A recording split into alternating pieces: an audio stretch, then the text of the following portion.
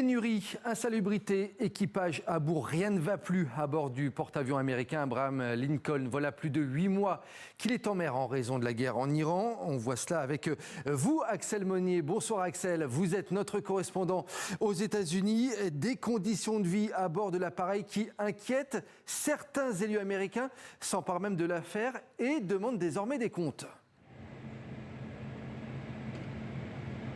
Ah oui, de nombreux élus américains qui réclament désormais une enquête officielle de la part du Pentagone.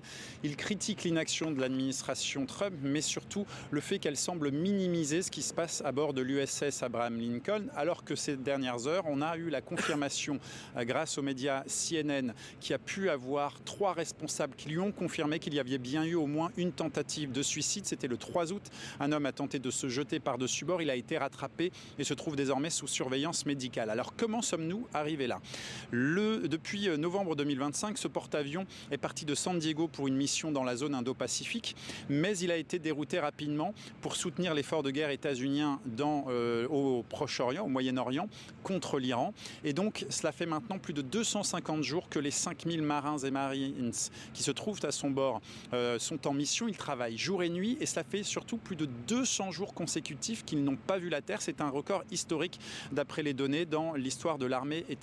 Si vous ajoutez à cela les conditions de vie à bord qui deviennent catastrophiques, on parle de problèmes de moisissure, on parle de problèmes d'eau potable, de plomberie, de sécurité sur le pont.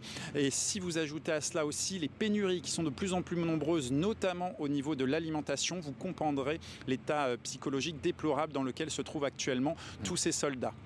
Toutes ces informations, on ne les a pas obtenues grâce aux autorités officielles, mais plutôt parce que justement les familles ont parlé, plus de 200 familles qui s'alarment. Mais pour le moment, la Maison-Blanche ne semble pas prendre la mesure du problème. Merci pour toutes ces précisions, Axel Monnier, correspondant TV5 Monde aux États-Unis.